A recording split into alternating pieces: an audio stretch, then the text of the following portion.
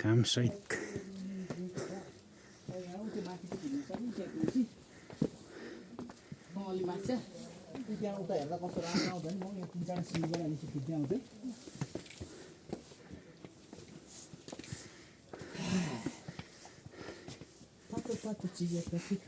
यहाँ घोडा चढ्न पाउँछ नि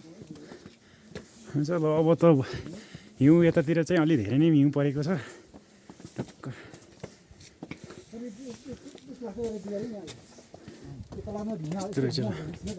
ए तलैदेखि छ के अरे टल्ला बवाल भन्ने छ यस्तो पनि छ टल्ला यताखेरि यो चाहिँ सिमेन्टी लगाएर बनेको छ ऊ वहाँ माथितिर ग्रेट हल माथि लगभग यो 500 मिटर जति लम्बाइ 500 मिटर जति लम्बाइ होला यसको तलदेखि यो बिचमा ठ्याक्क रेस्ट गर्दा रेस्ट त्यो त धेरै हो सैलुङको लगभग 3000 माथि नै छ नेटमा हेरेको अहिले चाहिँ यतातिर हिउँ परिरहेको साह्रो ल यो चाहिँ बवालै रहेछ ल अब यहाँबाट चाहिँ हिउँ पनि पारी गौरीशङ्कर हिमाल पनि देखिन्छ यहाँबाट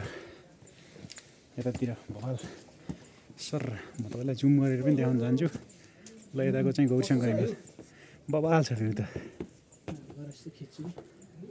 यता ल यताबाट अझै दामी रहेछ ल हिउँ सहित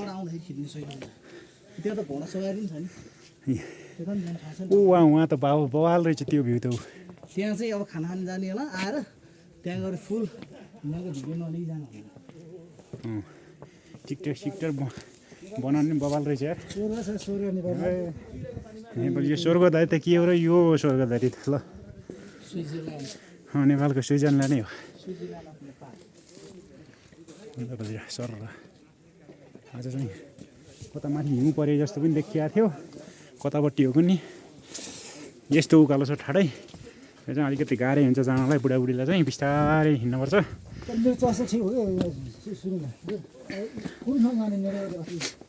हामीलाई त यस्तो गाह्रो भए बुढाबुढीलाई त अस्ति गाह्रो हुन्छ ठाडै हो सिँढी चढ्नु चाहिँ 1 घन्टा लाग्छ ल बुढाबुढीलाई ओ वाउ भ्यू ल हिमाल नजिकबाट हेर्ने मेरो धोको पुरो भयो ल आज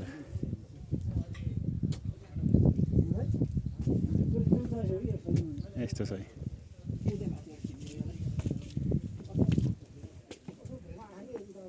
ग्रेट वाल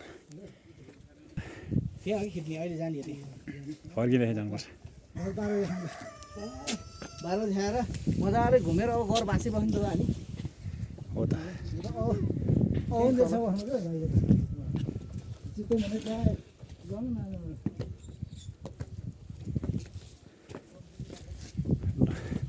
यता चाहिँ सल्लाह यो के को रुख भन्छ यसलाई सल्लाह नै होला है गोब्रे सल्लाह हो धुपी सल्लाह जस्तो हुने रहेछ है बवाल रहेछ यताको फाँट पनि ए केही छैन विदेश ल अस्ट्रेलिया यो स्विजरल्यान्ड यही हो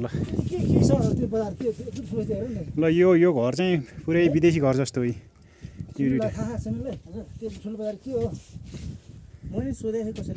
त्यो चाहिँ नाम्चे बजार होला दोलखाको प्रसिद्धि बजार होला सहरमा छ त यो रोलवालिङ हिम श्रृङ्खलाको हिमालहरू भयो